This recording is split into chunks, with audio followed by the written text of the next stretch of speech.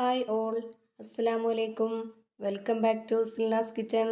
ഇന്നത്തെ റെസിപ്പി പച്ചരി വെച്ചിട്ട് നല്ല ടേസ്റ്റി ആയിട്ടുള്ള ഒരു വെറൈറ്റി ആയിട്ടുള്ള സ്പോഞ്ച് പോലെ ഒരു അടിപൊളി പലഹാരത്തിൻ്റെ റെസിപ്പിയാണ്. കുട്ടികൾക്കും വലിയവർക്കുമെല്ലാം ഒരുപോലെ ഇഷ്ടമാവും. അത്രയും നല്ല ടേസ്റ്റി ആയിട്ടുള്ള ഒരു അടിപൊളി പലഹാരമാണ്. അപ്പോൾ ഇതെങ്ങനെയാണ് തയ്യാറാക്കിയെന്ന് അറിയാനായിട്ട് വീഡിയോ സ്കിപ്പ് ചെയ്യാതെ മുഴുവനായിട്ടൊന്ന് കണ്ടു നോക്കണേ. റെസിപ്പിയിലോട്ട് കടക്കുന്നതിന് മുമ്പായി സിൽനാസ് കിച്ചൺ ചാനൽ ആദ്യമായിട്ട് കാണുന്നവരാണെങ്കിൽ പ്ലീസ് ഒന്ന് സബ്സ്ക്രൈബ് ചെയ്തേക്കണേ.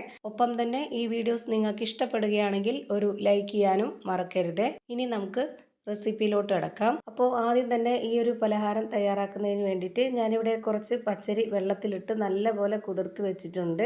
ഒരു 3 മണിക്കൂറെങ്കിലും ഈ പച്ചരി നല്ലപോലെ കുതിർത്ത് വെച്ചിരിക്കണം. എന്നാലാണ് നമ്മൾ ഉണ്ടാക്കിയെടുക്കുന്ന ആ ഒരു പലഹാരം നല്ല സോഫ്റ്റ് ആയിട്ട് കിട്ടുള്ളൂ. ഞാൻ ഈ പച്ചരി നല്ലപോലെ കഴുകിയെടുത്ത ശേഷം ഒരു 3 മണിക്കൂർ നേരം കുതിരാനായിട്ട് മാറ്റി വെച്ചിരുന്നതാണ്. എന്നിട്ട് ഇതിൻ്റെ വെള്ളമെല്ലാം ഊറ്റിക്കളഞ്ഞിട്ടാണ് ഞാനിപ്പോൾ ഇത് എടുത്തിട്ടുള്ളത്. 250 ml കപ്പിൻ്റെ അളവിൽ 1.5 കപ്പ് പച്ചരിയാണ് എടുത്തിട്ടുള്ളത്. ഇനി ഈ പച്ചരി നന്നായിട്ട് അരച്ചെടുക്കണം. അപ്പോൾ അതിന് വേണ്ടി ഞാനിവിടെ ഒരു മിക്സിയുടെ ജാർ എടുത്തിട്ടുണ്ട്. ഇതിലേക്ക് ഈ ഒരു പച്ചരി മുഴുവനായിട്ടും ഇട്ട് കൊടുക്കുകയാണ്. പച്ചരി കുതിർക്കാനായിട്ട് വെച്ചിരുന്ന വെള്ളം ഊറ്റിക്കളയേണ്ട ആവശ്യമൊന്നുമില്ല. വേണമെന്നുണ്ടെങ്കിൽ നമുക്ക് ഇതിലേക്ക് ഒഴിച്ചു കൊടുത്തിട്ട് അരച്ചെടുക്കാവുന്നതാണ്. പക്ഷേങ്കിൽ ഞാനിത് പാലൊഴിച്ചിട്ടാണ് അരച്ചെടുക്കുന്നത്. അതുകൊണ്ടാണ് ആ ഒരു വെള്ളം കളഞ്ഞത്.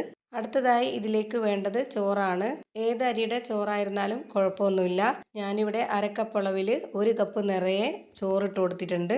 ഇനി ഇതിലേക്ക് വേണ്ടത് ചിരകിയ തേങ്ങയാണ്. ഞാനിവിടെ ചോറെടുത്തിട്ടുള്ള അതേ കപ്പ് അളവിൽ തന്നെ 1/2 കപ്പ് അളവിൽ 1 കപ്പ് തേങ്ങ ചിരകിയത് ഇട്ട് കൊടുത്തിട്ടുണ്ട്. ഇനി ഇതിലേക്ക് വേണ്ടത് മധുരത്തിന് ആവശ്യമായിട്ടുള്ള പഞ്ചസാരയാണ്. പഞ്ചസാര തന്നെ വേണമെന്ന് നിർബന്ധമൊന്നുമില്ല. ശർക്കര ഉരുക്കി ഒഴിച്ചു കൊടുക്കണം എന്നുള്ളവർക്ക് അങ്ങനെ ചെയ്യാം.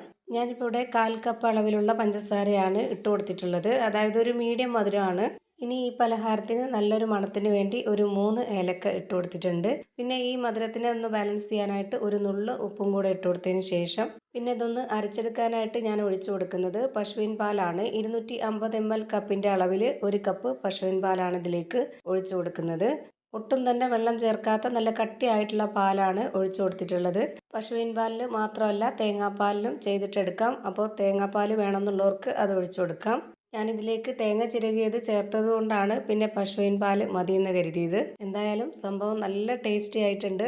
ഞാനിപ്പോൾ ഇതെല്ലാം നല്ലപോലെ അരച്ചെടുത്തതിന് ശേഷം ഒരു പാത്രത്തിലേക്ക് ഒഴിച്ചു കൊടുക്കുന്നുണ്ട്. ഈ ഒരു മാവിൻ്റെ പരുവം ഞാനിപ്പോൾ കോരി കാണിച്ചു തരാം. ഒരുപാടങ്ങ് നല്ല കട്ടിയും ആവരുത്, എന്നാൽ നല്ല ലൂസും ആവരുത്. ഒരു മീഡിയം പരുവത്തിലാവണം വേണ്ടത്. ഇപ്പോൾ ഇത് നിങ്ങൾക്ക് കാണുമ്പോൾ തന്നെ മനസ്സിലായിട്ടുണ്ടാവും ഇതിൻ്റെ കറക്റ്റായിട്ടുള്ള പരുവം. ഇതാണ് ഇതിൻ്റെ കറക്റ്റായിട്ടുള്ള പരുവം. ഇനി ഇത് ചുട്ടെടുക്കാനായിട്ട് ഞാനിവിടെ അപ്പം ചുടുന്ന പാനാണ് സ്റ്റൗവിലേക്ക് വെച്ച് ഫ്ലെയിം ഓണാക്കി കൊടുത്തിട്ടുള്ളത്. ഇതിലേക്ക് കുറച്ച് ഓയിലോ അല്ലെങ്കിൽ എണ്ണയോ ഒഴിച്ചു കൊടുക്കുക. എന്നിട്ട് ഒരു കയ്യിൽ മാവ് ഒഴിച്ചു കൊടുത്തതിന് ശേഷം ഒരു മീഡിയം ഫ്ലെയിമിലിട്ടിട്ട് വേവിച്ചെടുക്കണം. ഇത്രയും ഓയിലോ എണ്ണയൊക്കെ ഒഴിച്ചു കൊടുക്കുന്നത് ഇതിൻ്റെ ഷേപ്പൊക്കെ മാറി നല്ലൊരു ഭംഗിയാവും കാണാൻ വേണ്ടിയിട്ട്. ഇതിൻ്റെ നടുഭാഗം മാത്രം പ്രത്യേകിച്ച് ഒരു പൊങ്ങി വരുന്ന രീതിയിൽ കാണാനൊക്കെ നല്ല ഭംഗിയാണ്. ഇങ്ങനെ കഴിക്കാനും നല്ലൊരു പ്രത്യേക വെറൈറ്റി ടേസ്റ്റാണ്.